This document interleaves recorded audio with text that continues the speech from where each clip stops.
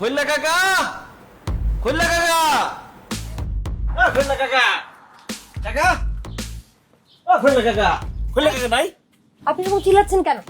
আমার বাবার নাম খোল্লা, নাম মিস্টার খলিল, আর আপনি ওনাকে খলিল আঙ্কেল বলে ডাকবেন, ঠিক আছে?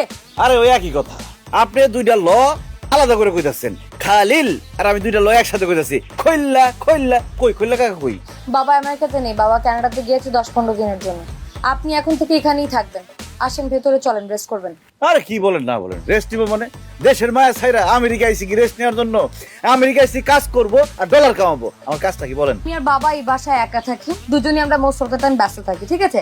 আপনার কাজ হচ্ছে বাসা বাড়ি সুন্দর করে ধুয়ে মুছে পরিষ্কার করে রাখবেন। রান্না বান্না করতে পারেন তো?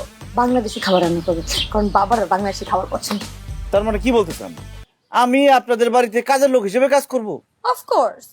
আপনি যদি খোল্লা কাকার মেয়ে না হইতেন, আপনার থাবরে আপনার গালে দাঁত পাত সব ছুড়ে ফেলাইতাম। আপনার কত বড় সাহস, আপনি আমারে কইতেছেন আপনার বাড়ির কাজের লোক হিসেবে কাজ করতে? আপনি চিনেন আমি কে? আমার আব্বা একজন মেম্বারের ছেলে হয়ে কিভাবে আমি আরেকজনের বাসায় কাজের লোক হিসেবে কাজ করি?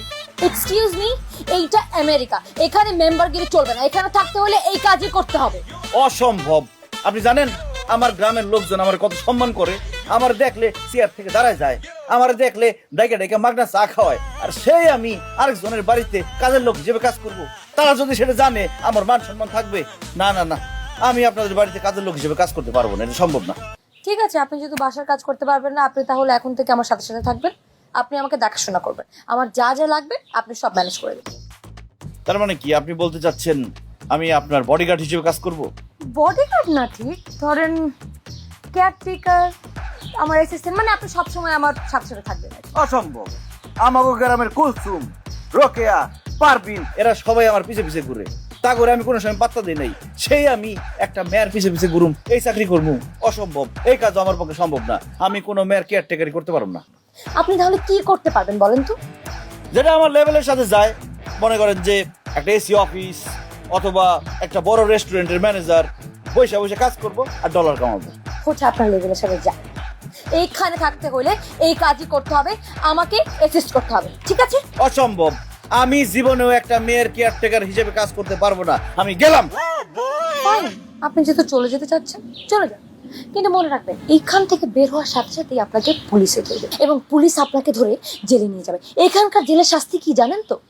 থাক, ও ছাড় না বলি, ওটা বললে আপনার আবার প্যান নষ্ট হয়ে যাবে। এনিওয়েজ, আমার যা বলার আমি বলে দিয়েছি ভাই, আপনি থাকলে থাকেন, নাহলে আপনি যান।